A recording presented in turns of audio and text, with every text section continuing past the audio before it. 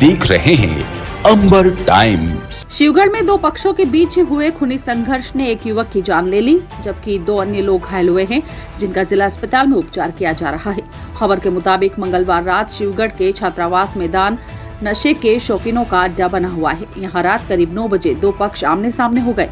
बताया जाता है कि दोनों पक्षों का अपने व्यापार को लेकर सोशल मीडिया पर कमेंट्स को लेकर विवाद चलता रहता है। इसी विवाद ने खूनी संघर्ष का रूप ले लिया।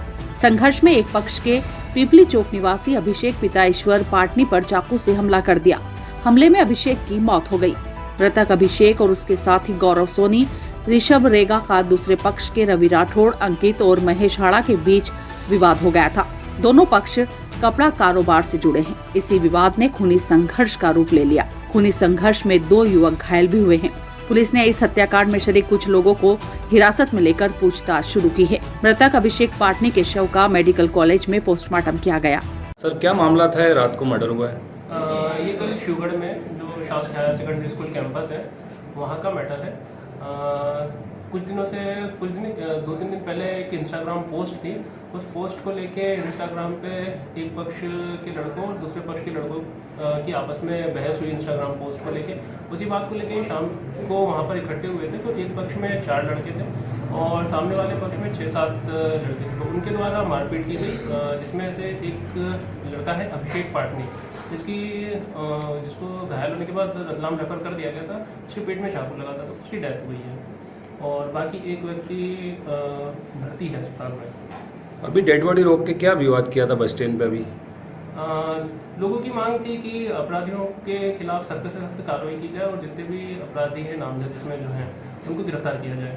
तो प्रकरण रात्रि में पंजीबद्ध कर लिया गया था और 6 नामजद आरोपियों को तत्समय गिरफ्तार कर लिया गया। आरोपियों के मकान तोड़ने की भी कुछ मांग की जा रही थी। हाँ, परिजनों के द्वारा आक्रोश व्यक्त किया गया कि इस तरीके से ये लोगों के द्वारा आए दिन अगर इस तरीके का विवाद किया जाता है तो इनके जो अवैध अतिक्रमण है इस टाइप से कोई कार्रवाई की जाए। टोटल कितने आरोपी है सर? टोटल नामजद 6 आरोपी। महिला के थाने पहुंचने के कुछ देर बाद गुलमोहर कॉलोनी के भी 40-50 लोग स्टेशन रोड पुलिस थाने पहुंच गए। थाने पर भीड़ जमा होने की सूचना पर सीएसपी हेमंत चौहान भी थाने आ गए। महिला अपरा खंडेलवाल और उसके साथ आए लोग भाजपा जिला उपाध्यक्ष बलवंत भाटी सहित गुलमोहर कॉलोनी के कुछ लोगों के खिलाफ मारपीट और मोबाइल तोड़ने की रिपोर्ट दर्ज कराने के लिए अड़ गई। इसी तरह से कॉलोनी के लोग भी महिला अपरा खंडेलवाल और उसके साथियों के खिलाफ एफआईआर दर्ज कराने के लिए अड़ गए। दोनों पक्षों से सीएसपी हेमंत चौहान और टीआई किशोर पाटनवाला ने चर्चा की, लेकिन दोनों पक्ष एक दूसरे के खिलाफ मामला दर्ज कराने को लेकर अड़े रहे। रात 10 बजे से लेकर 2 बजे तक इसी बात को लेकर थाने पर गहमागहमी रही। आखिर में पुलिस ने दोनों पक्षों से लिखित शिकायत लेकर जांच के बाद कार्रवाई करने की बात कही। मामले की जानकारी देते हुए कॉलोनी अध्यक्ष बलवंत भाटी ने बताया, बलवंत जी, एक महिला है, उसने आप पर भी आरोप लगाया है कि आपने उसके साथ मारपीट की। क्या वजह, क्या वो महिला ऐसा क्यों आरोप लगा रही? देखो, पूरी गुलमोहर कॉलोनी में एक वही परिवार है जिससे पूरी कॉलोनी परेशान है। चाहे त्यौहार हो, चाहे कुछ भी हो, पूरी कॉलोनी उससे इतनी दुखी त्रस्त आ चुकी है कुत्ते को लेकर के। आज भी मैं घर सो रहा था जब मेरे पास कॉलोनी में से फ़ोन आया, क्योंकि मैं कॉलोनी का अध्यक्ष हूँ। मेरे पास फ़ोन आया कि मनीष जी भंडारी और चंदू पटवा जी को उनके कुत्ते जो रखे हुए उन्होंने काट लिया। बोले आप जल्दी आओ। बोले यहाँ पर विवाद की स्थिति बन रही है और कुछ बाहर से भी लोग आए। जब मैं वहाँ गया तो पुष्पेन खंडेलवाल, अपरा उनकी लड़की और ये चंदू पटवा जी के घर पे और मनीष जी के यहाँ पर घर पे वो कुत्ते लेकर के चिल्ला चोट गाली गुप्ता ने खूब बड़ा। तुम जब वहाँ पर सब लोग इकट्ठे, तो मैं गया तो भाई क्या होगा, तो मतलब अनसन गाली देना, तुम तो हिजड़े हो, ये तुम तो कॉलोनी के हिजड़े हो, तुम तो ये है, मतलब ऐसे ऐसे शब्दों का उपयोग किया। तुम भैया ऐसा क्यों कर रहे हो? वहाँ गए तो बोले तू कौन है करके मेरे यहाँ से ये पकड़ा और मेरे को खींच के ये मेरा फाड़ दिया। ये तो उसका पति पुष्पेंद्र, वो भी मेरे पर टूट के मारने दौड़ा। इतने कॉलोनी लोगों ने सबने छुड़वाया और इसी एकदम गंभीर को देखते हुए मैं वहाँ से बाहर आ गया, क्योंकि मैं एक सामाजिक और राजनीतिक के कारण राजनीति से जुड़ा हुआ हूँ। मुझे पता है कि मुझ पर कुछ भी आरोप ये लगा सकते हैं, इसलिए मैं बाहर आया और फिर सब कॉलोनी के लोग इकट्ठे हुए कि भाई ऐसी स्थिति बन रही है तो ये कभी भी अपने ऊपर कोई भी झूठा आरोप लगा सकती है। तो हम तुरंत सभी कॉलोनी के लोग इकट्ठे हुए और हम दोवती थाने पे आए और यही हुआ कि इनको पता चला कि भाई ये कॉलोनी हमारे खिलाफ FIR दर्ज करें, कुछ करेंगे, तो ये अपने झूठा नाटक षड्यंत्र कर वो हमारे नाम की यहाँ पर झूठी शिकायत करने आए हैं। जब हमारे साथ में कॉलोनी के 200 लोग हैं जो साथ यहीं पर खड़े हैं और पूरी कॉलोनी पूरी त्रस्त है। कई लोगों को कुत्तों ने काटा है वहाँ पर और उसको लेकर के हमने SP साहब को भी कई बार आवेदन दिया, कलेक्टर साहब को भी दिया, TI साहब को भी दिया और पाटनवाला साहब TI साहब भी कॉलोनी में भी आए और सबको बिठा के गार्डन के अंदर समझाए। वैसे ही उस दौरान भी उन्होंने बहुत बदतमीजी करी और कॉलोनी में कोई भी सामाजिक काम, धार्मिक काम होते हैं तो फ़ोन लगाकर पुलिस को बुलाना और इन्होंने परमिशन नहीं ली है, होली नहीं मना देना, दिवाली नहीं मना देना और सोशल मीडिया पे मेरे बारे में अभद्र कमेंट करना और फ़ोटो डालना। मेरी पोस्ट अगर कोई डालता तो उसके ऊपर गाली गुप्ता लिखना और ये बाहर के लोगों से मेरे बारे में अपशब्दों का प्रयोग करते हैं। जबकि क्षेत्रीय पार्षद प्रतिनिधि राजेश महेश्वरी का कहना है कि सर ये कॉलोनी में क्या है कि कुत्तों को लेकर विवाद आए दिन चलता रहता है और कुछ आज कॉलोनी में कुत्तों को लेकर डिस्कस चल रही थी तो किसी ने बाहर से कुछ ये जो दी दया वाले रहते हैं कुछ लोग कॉलोनी में आए और कुछ घर पे जाके चमकाने लग गए कि आप लोग हमको जानते नहीं हो और हमारी बहुत ऊपर तक पहचान है। और ये यही भाई साहब से जो डरा रहे थे इन्होंने आकर ऐसे डराया धमकाया, बोला आप लोग जानते नहीं हो। फिर एक लेडीज़ और है जो कहने लग गई कि आप अगर हमारे खिलाफ ज़्यादा बोलेंगे तो मैं जहर खा लूँगी और आप सब कॉलोनी वाले के नाम से लेटर लिख कर मर जाऊँगी। तो ये विवाद था और इस विवाद में क्या है आगे फिर 2-3 लोगों के ऊपर कुत्ते छोड़े गए, उन्हें कटवाया गया। उसके बाद विवाद बढ़ा तो हमारे अध्यक्ष जी उस विवाद में बचाने के लिए आए तो उनको भी अनशन बोलना कि आप तो नामर्द होने रांडी होने इस टाइप से अभद्र भाषा का इस्तेमाल करा और शर्ट भी फाड़ दिया और फिर उनको ये बोला कि आप जानते नहीं मेरी पहुंच कहाँ तक और मैं आपको झूठे प्रकरण में उलझा दूंगी। और पूरी कॉलोनी एक तरफ 170 परिवार और एक परिवार सिर्फ एक तरफ है। तो आप स्वयं सोच सकते हैं पढ़ी लिखी कॉलोनी है, एजुकेटेड लोग हैं तो इस टाइप से कोई गलत तो काम करेंगे नहीं कोई भी। जो के पार्षद हैं तो कितनी बार आपसे आपके क्षेत्र के लोगों ने या इस कॉलोनी के लोगों ने शिकायत की? सर इस बारे में मुझे शिकायत कॉलोनी से डेली करीब 3-4 लोग करते हैं और बच्चों छोटे बच्चे के ऊपर रोज़ कुत्ते लपकते हैं। कॉलोनी में कम से कम 20 से 25 अभी ऐसे प्रकरण होंगे जिनको कुत्तों ने काटा है और पूरी कॉलोनी परेशान है इन कुत्तों को लेकर। आपने पहले कोई कदम नहीं उठाया जब इतने लोगों के साथ? सर कदम उठाया है, SP साहब, CSP साहब, TI साहब आवेदन वगैरह सभी जगह दिए हैं, सब करा है। पर उनका यही कहना निगम से भी कुत्ते पकड़ाने के लिए टीम आई थी, पर होता क्या है सर वो टीम आती है तो ये कुत्ते सब उनके अंदर अपने घर में उनको घुसा लेते हैं और भी पकड़ने नहीं देते हैं उनको और वो जाती है उसके बाद फिर छोड़ देते हैं, उनको गले में पट्टे डाल देते हैं। एक घर में 5-5 कुत्ते वैसे भी कानूनी रूप से भी देखा जाए तो रख नहीं सकते हैं। इसी विवाद में अपरा खंडेलवाल ने आरोप लगाते हुए कहा, दीदी क्या नाम है आपका? अपरा खंडेलवाल। क्या हुआ था आपके साथ? सर हम लोग बाहर, मैं और मेरी बेटी रात को कॉलोनी में कुछ झगड़ा हो रहा था तो हम बाहर खड़े होकर देख रहे थे तो हमारे एक पड़ोस में चंद्र प्रकाश पटवा है, उनकी वाइफ ने हमको गाली गलौज करना चालू करी और जब हमने उनको कुछ रोकने की कोशिश करी तो वो झाड़ू लेके मेरी बेटी को मारने आई। तब मैंने मेरे हस्बैंड को बुलाया तो इन्होंने रोका उसको कि अब मैं क्यों मार रहे हो मेरी बेटी को। तब तो चंद्र प्रकाश पटवा आया और अब ये साथ में बलवंत भाटी और उसने अपनी एक्टिवा खड़ी करी, मेरे हस्बैंड का गला पकड़ा, धक्का मारा और जब मैंने उसको रोकने की कोशिश करी तो उसने मुझे पूरी तरह से पकड़ के यहाँ जोर से थप्पड़ मारा, मेरा फ़ोन उठा के गिरा दिया और मेरे बाल खींचे और इधर उधर हाथ लगाया उसने। और मेरी बेटी को चंद्र प्रकाश पटवा ने और 2-3 और लोगों ने, मनीष भंडारी और लोगों ने इसको ज़मीन पे घसीटा, इसका भी फ़ोन तोड़ दिया और इसके साथ भी मारपीट करी, उसके पूरे पैर में लगी हुई है, मेरा हाथ मरोड़ा है, पूरा हाथ मरोड़ दिया है और यहाँ पूरे सर पे लगी और मेरा हाथ पीछे की तरफ मोड़ और यहाँ हमारी FIR नहीं लिखाई जा रही है। कारण ही हमको 1.5 घंटे से ऊपर हो गया है यहाँ पे बैठे हुए और ये पहले भी हम राजेश महेश्वरी हमारी कॉलोनी में है और बलवंत भाटी पे हम पहले लॉकडाउन में भी कंप्लेंट करवाने आ चुके हैं, तब भी हमारी यहाँ पे FIR नहीं लिखी। ये पिछले 3 साल से लोग हमको परेशान कर रहे हैं किसी न किसी बात को लेकर। अभी पुलिस से आपकी क्या मांगे, क्या बात है? हमारे तो बस हमें हमारी FIR लिखी जानी चाहिए। पुलिस आपकी FIR दर्ज नहीं कर रही? हाँ नहीं कर रही है। क्या कहना है पुलिस का, क्यों नहीं कर रही है? वो नहीं पता है हमको। अच्छा ये वो बोल रहे हैं कि आप इनके दबाव में है, क्या है? अब लग तो ऐसे ही रहा है कि दबाव में है, पर क्या क्यों लगता है आपको कि पुलिस दबाव में है? क्योंकि वो ज़्यादा लोग हैं, हम एक दो लोग हैं, पूरी कॉलोनी के लोग आए हुए हैं, सबको डरा रखा है। दोनों पक्षों से आवेदन लेकर जांच करने की बात कहते हुए थाना प्रभारी किशोर पाठनवाल ने बताया, तो दोनों पक्षों के ही लोग थाने पर आए थे, तो अभी हमने वरिष्ठ अधिकारियों के नॉलेज में भी डाला था और दोनों पक्षों से आवेदन लिए हैं और जो भी उसमें माकूल कार्रवाई, जो वैधानिक कार्रवाई होगी वो की जा रही है। विवाद की वजह क्या थी दोनों पक्षों के बीच? कुछ आपसी कहासुनी में कुछ विवाद हुआ था, उसको लेकर अभी जो दोनों पक्षों ने जो आवेदन दिए हैं उसकी जांच की जा रही है। सुना है डॉग स्ट्रीट का कोई मामला था, वो दिखवा रहे हैं हम आवेदन देख के पूरा विस्तृत जाँच करके और उसमें फिर कार्रवाई करवा रहे हैं। नियमों को ताक पर रखकर शहर में दौड़ने वाली निजी स्कूलों की अनियंत्रित बसों से आए दिन सड़क हादसे होते हैं। हादसे होने के बाद नियमों को जिंदा कर ट्रैफिक पुलिस भी सड़कों पर नियमों की वकालत करती नजर आती है और रस्म अदायगी कर अभियान बंद कर दूसरी तरफ चालानी वसूली में लग जाती है।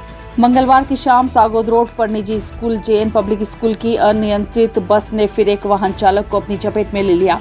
इस दर्दनाक सड़क हादसे में जैन पब्लिक स्कूल रतलाम की तेज रफ्तार बस ने दोपहिया वाहन सवार मां और बेटी को टक्कर मार दी। टक्कर इतनी भयानक थी कि हादसे में 5 साल की बालिका की मौत हो गई है, जबकि घायल महिला का निजी अस्पताल में उपचार किया जा रहा है। खबर के मुताबिक बस चालक को पुलिस ने हिरासत में ले लिया है। बताया जाता है कि प्रिया पति विजय सिंह पंवार नामली के पास ग्राम बड़ौदा में शालिनी विद्यापीठ नाम से स्कूल का संचालन करती है। शाम को स्कूल से अपनी बेटी दृष्टि को लेकर अपनी स्कूटी से घर जा रही थी, तभी स्कूल बस ने टक्कर मार दी। दीनदयाल नगर थाना पुलिस मौके पर पहुंची थी। सागौद रोड पर मैरिज गार्डन सहित अन्य प्रतिष्ठान और धार्मिक स्थल होने से आवाजाही बनी रहती है। हादसे में बस ने स्कूटी सवार मां बेटी को टक्कर मारी है। धीरज शाहनगर निवासी 5 वर्षीय दृष्टि पिता विजय सिंह की मौत हुई है। मृतक बालिका के परिजनों ने बताया, का नाम है दृष्टि। उसको स्कूल से मेरी छोटी वाली लाड़ी बहू लेके आ रही थी और अचानक इस स्कूल की बस के ड्राइवर ने लापरवाही से उस बच्ची को गर्दन पे पूरी गाड़ी फेर दी और आज पूरे स्टाफ वाले, प्रशासन वाले कोई सपोर्ट नहीं कर रहे हैं और इनकी लापरवाही से न जाने कितने घर के चिराग बुझ गए। इन पे सख्त से सख्त कार्रवाई होनी चाहिए। क्या सपोर्ट नहीं किया जा रहा है? कोई सपोर्ट क्या, 304 की कायमी होगी, क्या होगा उससे?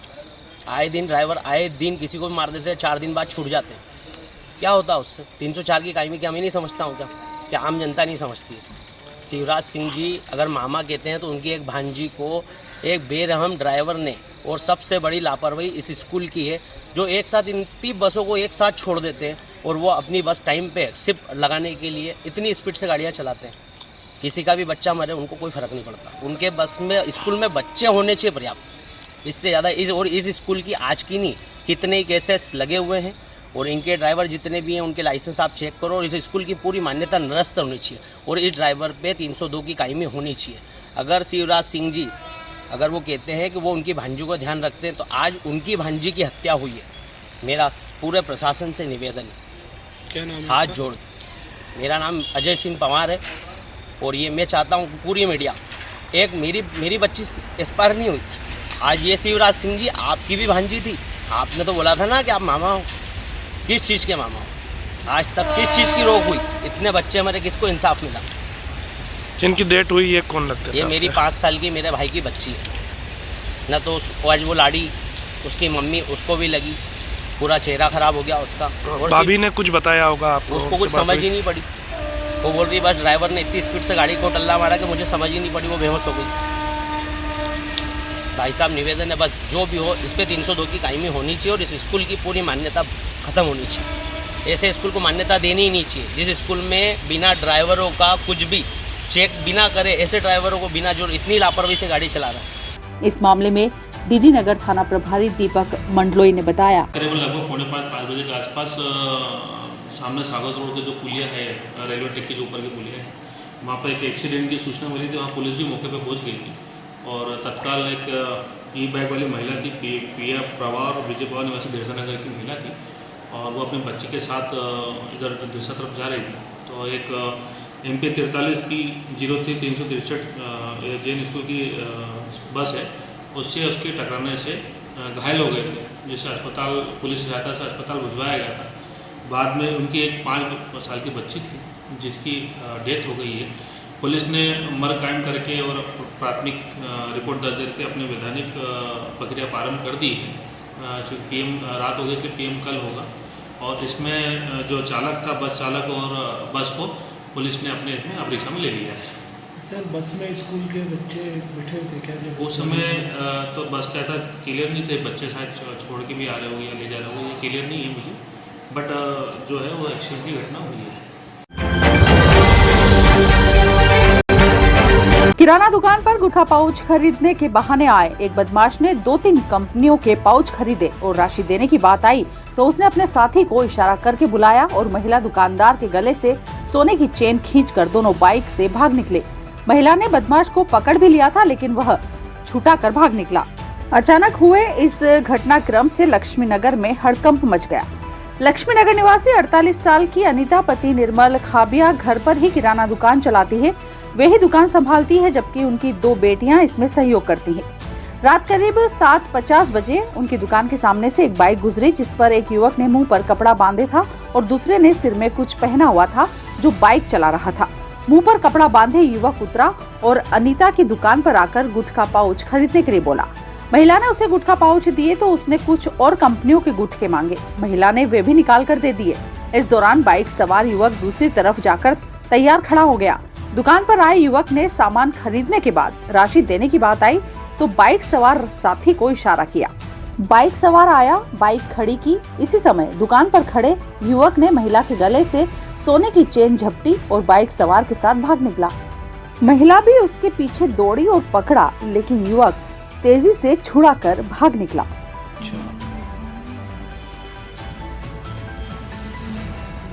ये भी यही है, ये कुणाल है।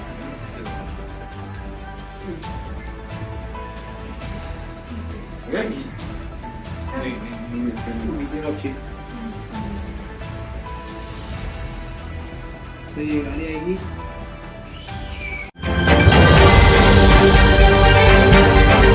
मध्य प्रदेश में चल रहे खेलो इंडिया गेम्स में रतलाम की 13 वर्षीय बेटी ने भाग लेकर उत्कृष्ट प्रदर्शन किया।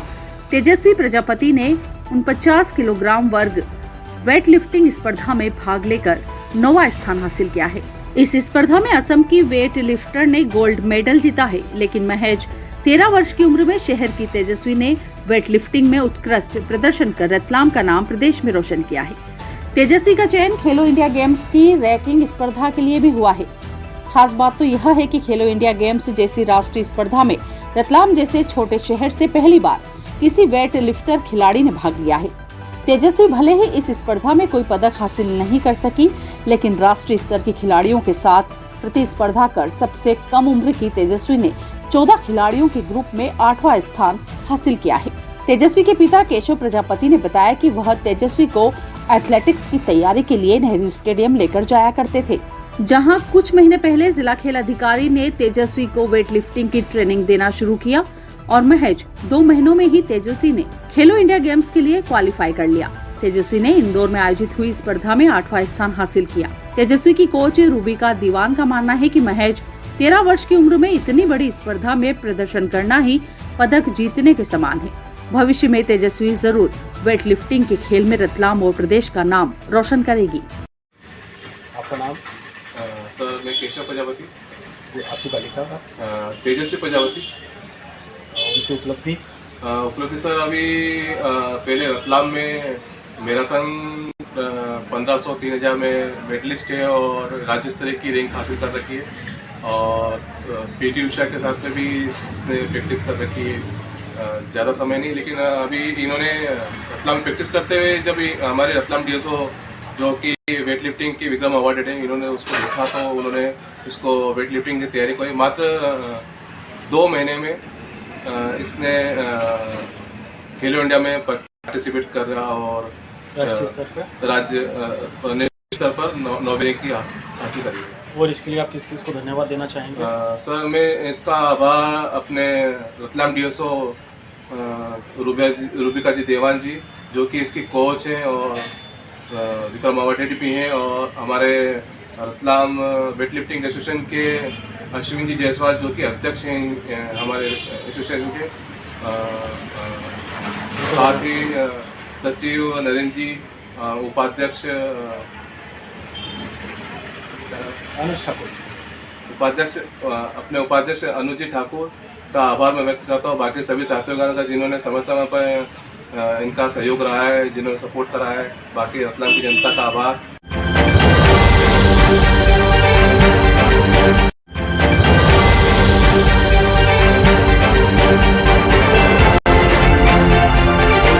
आप देख रहे हैं अंबर टाइम्स। अरे अंकल वेलकम, आइए ना। हाँ बेटा। आइए भाई साहब, कैसे हैं? बस ठीक। बैठिए।